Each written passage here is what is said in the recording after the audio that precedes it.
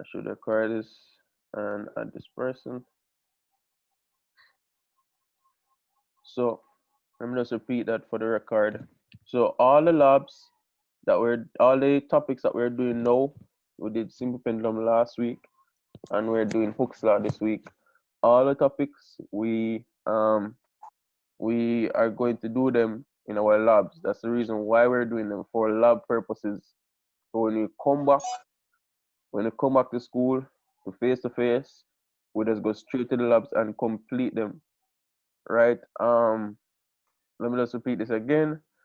For they remember that the the assignment is due tonight at 11:59. It's a Tuesday, so you have it the entire day. So we'll go through tomorrow. We'll go through the assignment tomorrow. I plotted a graph already. I did the calculation and everything already. I'm just waiting on you to finish your part, and I'll do mine. All right, let's move on. Mr. Blake, I will the recording will be posted. So maybe that can help. You can look back through, right? And the notes will be also posted. Right, let's move on. Can't waste any more time. Let me just set this up quickly. So today we're going to focus as Hooke's law. As I said, we're going to investigate the relationship between extension and force. All right, that's what Hooke's law is all about, and we're going to solve problems using Hooke's law. Right? We want to try and accomplish this week. It's not a long topic. It's very easy compared to simple pendulum. Right? It's very easy topic. Okay, that's working. All right, so I'm going to ask the person to remove that now because I want to begin my class. Thank you, Mr. Nigel. Thank you. Please remove that. Okay. Right. So first of all, when a force is exerted on a rubber cord, it will deform by stretching. Right. When a rubber cord or a spring, whenever we add a force to a spring, we find that it begins to deform. It begins to lose its shape and it begins to stretch, right? This force is classified as elastic force or tensile force, right? It's an elastic force that pulls the string, and it's tensile because it acts along the length of the wire, right? So the act of stretching is a resultant of the attractive forces between the molecules. So really, how the spring or say an elastic band is set up, the attraction between the particles are strong, and we attempt to pull them apart, right? And the act of pulling them apart, right? They try to stay together. That's why you get that elastic force, right? Robert. So I have a question. No, sir. No. Okay, right. So the resultant or the direction that the string is pulled is because of that resultant force, or that we exert a greater force than what the particles have in between them. So objects that usually show this force are rubber cords, elastic bands, thin wires, and springs.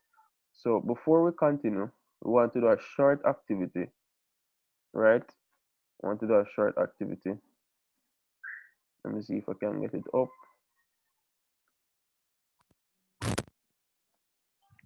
Close this. Excuse me, sir. Go ahead. I'm hearing. Sir, Hello? do we take notes? No, no. The notes will be provided. Notes will be provided on Google Classroom. I'll post them after the class. All right. So we'll do a short little exercise, right? So there's are you seeing this? You can chat. You can send it in the chat. Yes, sir. No, Yes, sir. sir. Okay, good. Yes, sir. No. You're not seeing it? Oh yeah, we are seeing. I think I did ask if wherever like seat. Oh, okay. No. Okay, thank you, DeMarco. Okay, good. On this person. All right, so this is just a short exercise before we go deeper down. All right, thank you, Ferran. So this is our spring, right? And if you realize that this is not really on the spring, right? If we begin to add a force, then you realize it kind of clamps on the spring. So this is the spring in its original length, right? And we'll just place that there. So this is the original length of the spring, right? If we begin to add a force to the spring, we hold the spring, right? We hold the spring and we add a force, you will see that the spring begins to move, right? But if we place back the applied force at 0, you will find that the spring goes back to its original length. So that's basically what we're trying to achieve. So the greater the force, so we're going to do some values now, right? If we add say 4 newtons, you realize there's an extension of 0.02 meters, right? And if we add more force, you realize that the displacement is consistent with the applied force. So as the applied force increases, right, the displacement increases. Now, this is our original length, remember, and this is our displacement. So if we place it back at 0, you'll find that it goes back to the original length. And that's basically what we want to achieve, right, in Hooke's law. That's what Hooke's law is all about, right? That's the essence of Hooke's law. All right. So just let me know if you understand. Say yes, sir, no, sir, and go over it again. Sir, go right again. Yes, sir. Go back, sir. All right. Is that girl this? Go right, sir. Go right. Okay. So That's when really we have a spring, right? Say this spring length is 8 centimeters or eight. Let's say it is 8 centimeters. 8 centimeters or eight meters long then. Yeah, 8 meters long. And have our we have with our yeah. clamp here. We have our clamp here, and it is not applying any force. If you realize, when we actually start to apply a force, it closes down on it, right? But when it's in its original position, it doesn't it's not applying any force here. So it stays at its original length, 8 meters. If we apply a force, right, you'll find that as the force increases, the extension increases, right? And this Sorry. is, go ahead. Sir, Newton and meters have nothing to do with each other. Um, I'm not understanding what the question. Like you reach 5 newtons. Right, The end newtons and you have 0.025. You have right. nothing. That's the extension. Yeah, that's the difference. Let me just check the chat. I think I saw a question. Yes, you may screen record, and I'm also recording this now, right? So, just tell me when to begin. Going through again. Do I begin now for the person who's screen recording?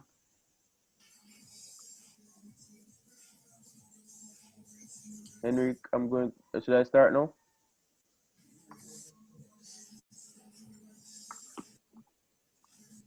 All right, so I guess I'll start now. But the recording will be posted on Google Classroom. Right. So as I said, the original length, say let it be 8 meters. Right. This is 8 meters long from here to here. Once you begin to increase the force, say to 10 newtons, you realize that the extension increases. So it was at 0 at first, now it is at 0.05. If we continue to increase it to 20, it was at 0 at first, and then it moves up now to 0.1, and this happens throughout as we extend it, right? If we place what the applied force at 0, you realize that it returns back to its original length. That's the essence of Hooke's law, right? Right. All right, so let's just go to the spring constant, like we're here already, so we might as well just go through it first. So the spring constant is basically the it is unique to every spring. Every spring has a different spring constant, right? So if it's the spring constant of this spring is 200, it's nothing to stress about. Let it be 200. If we place it, all right. So if we add, say, a force of 10 newtons, 10 newtons, what is the extension? 0.5 meter. 0.5 meters. If we change the spring constant now, let's change it to 500, and we place our applied force back at 10. What is the extension now? 0.2 0.02 meter. bigger, 0.02. So what happens? Is it bigger or smaller? No, sir. bigger. It was at 0.05 at first, and now it's at 0.02. So it's smaller, right? Yes, sir. Yeah. So the more spring constant we have, the harder is it to stretch, right? That's all we need to know, right? If we place it at 100 now, if we move this down to 100, what's the extension now? That's 0.1. Yes, sir. So the smaller the spring constant, right, the more the spring will stretch, right? That's all we need to know. Let's move on. All right, let's move on.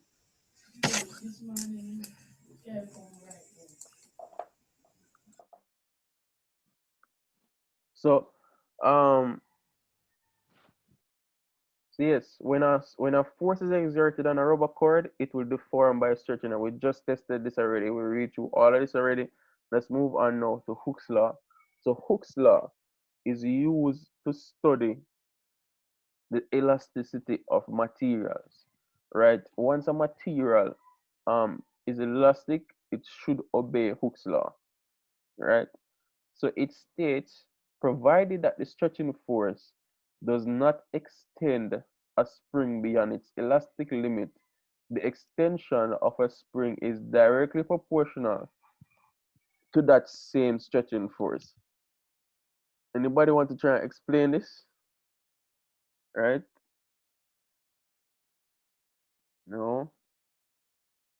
All right, I'll go ahead and give it a try. Right? So let's look at this point right here, the elastic limit. The elastic limit. This sounds like, what does this sound like? How Oh, far zero. it can stretch? In a limit. Yes, it has a limit. Every spring has a How far limit. it can Right. Full extent of the plastic. So one important point that we had at first was that it was stretching to a point. Remember, this was at 0.01 or 0.1, 0.1 meters. Yes, sir. If the elastic limit is 0.5, 0.0, 0.15 meters, this is 0.1, this is 0.15. If the elastic limit is 0.15, right, and we stretch a string above this, if we stretch the string above this, spring above this, you will find that the spring will not go back to its original position. It will not go back to 0.1. It will be deformed. The spring will now be deformed, and we'll look at that in a few. So remember these little the springs in the pencil or the pen that we have, yeah, yes, sir. and we stretch them a little bit and they return back, and if we stretch them a lot, you'll find that they begin to deform, right? Yes. So you'll find that Hooke's law will no longer be applicable to that particular spring. So in other words, as the load on the spring doubles, right?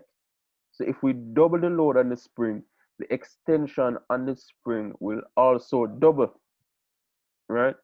So this law is obeyed until the limit of proportionality, or as we call it, the elastic limit, is reached when stretching a material. We just tested this a while ago, that as the load on the spring doubles, the extension on the spring will also double. We tested this a while ago. All right. So let's move on. All right. Right, so we just said this. So this law is obeyed until the limit of proportionality is reached. So when stretching a material, so after the elastic limit is reached, the law is no longer obeyed. The spring is now deformed, right? It will not go back to its original length, and it is no longer applicable to Hooke's law. So when we're doing experiments, we have to ensure that our spring does not go beyond the elastic limit. We can't say if this is the elastic limit, right? We have to ensure that our spring does not go beyond this elastic limit, because Hooke's law will no longer be applicable, right? So this is just an example of what we're talking about. So this is our original length of our spring, and let us say this is at 0.01 meters, right? Then if we stretch a spring, at say at 0.13 meters, and we release it, we let it go right here, we let this go, you'll find that it will return back to its original position, which is 0.1. And if we do the same for this one, right? If we do the same for this one, say this is 0.1, 0.2 meters. If we release it, it will go back to its original position. But what if we stretch the string so far, right, and we pass the elastic limit? This is what this spring would eventually look like, right? It will be deformed, and it will no longer obey Hooke's law, right? So if you have any questions, you can send it in the chat. If you want me to go back over it again, please indicate. So that the elastic limits are. The elastic limit, let it be 0.25. Oh, Yeah. alright. All right. Oh, all right. In this case, right, the elastic limit would be about 0.25. Just Estimate. an estimate, right? So if we stretch it beyond this limit, so we go way down here, we use our finger, I will pull it way down here to 0.025. The spring will eventually look like this, right? The spring will be Yes, sir. deformed, and you won't get it back to the original position. That's all Hooke's law is trying to say. So just tell me if you're understanding or you're not understanding. I understand, sir. Okay, good. Anyone else want to confirm? Any questions? Daniel, do you want to say something? All right. Seems that we have no more questions.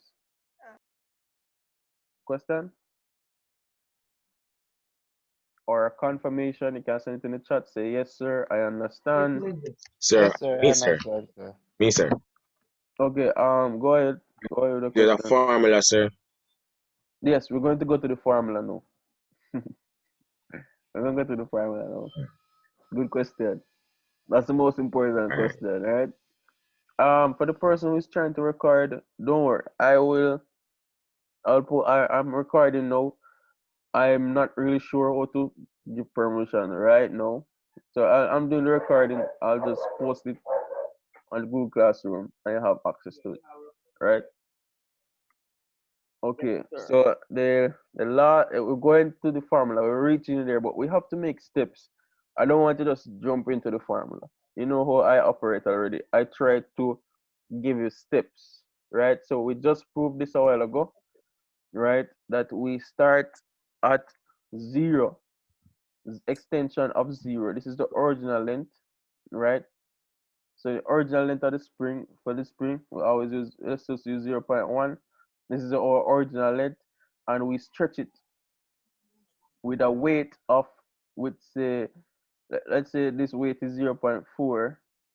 If we stretch it by 0.4, this is some analysis, 0.4, it will extend by 2 centimeters, which is of course 0.02 meters. So the final, for this point right here, the length of the entire string would be 0.02.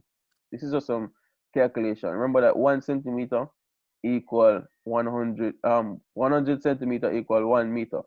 So that's also some quick conversion, right? So Yes, sir. our thing is still consistent, because as a string increases, as a weight increases on the spring, what happens? The extension what gets bigger or smaller? What happens to the extension? This is it. It increases, right? Never hear it. Yes, sir. Yes, sir. Oh, I was saying that if the weight, if we increase the weight, or the force, weight or force, the same thing, right? If we increase that force, what will happen to the extension? Will increase. Okay, wonderful. Somebody want to tell me it's consistent. Hooke's law is consistent here, right? Hooke's law, as this doubles, this will also double. You realize there's a double right here. There's a double from 2 to 4, right? So what is happening here?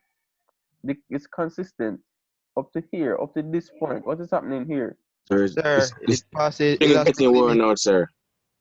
Wonderful. It passed. Passes elastic limit. Pass elastic limit. Right. Perfect. So this would be our elastic limit right here. See? It's not really hard. This is very easy. Yes, sir. Right. All right. Let's move on now. So we got to the formula. Somebody has been waiting for this from the whole class. From the class has started for us to touch the formula, right? Because we know a formula is coming. What is physics without a formula, right? So, as we said, Hooke's law is used to study the elasticity of materials. This is our ratio. Right? Just look at it for a second, right? So we have our ratio of force and extension. So force over extension. Extension, we put that as x, and our spring constant, we call that k, right? So remember we spoke about this in the original when we just did the experiment, that as we increase the spring constant, it would take a larger force, right? It would take a larger force to move, right? It would take a larger force to move it to the same distance, right? So if we look at the formula now, we just transpose. We're just transposing here, right? And we place the x over this side. So our final thing is F equal kx, right? What happens if the force increases? What happens if the force increases? The Sir, extension, go ahead. if the Oh, force increases, The spring constant will weight. also increase. no, let's say the spring constant is a constant. Spring constant doesn't changes, right? So if the force increases, what will happen? This guy right here, right? Oh, yes, sir. This guy right here. So if we have, remember, let's just, well, we have less than a minute for this session, right? So we're going to pause here and then come back for the final couple of minutes. Alright, so we're going to just jump out and then come back again. Alright? Just use the same link to come back to the class. Alright, okay, sir.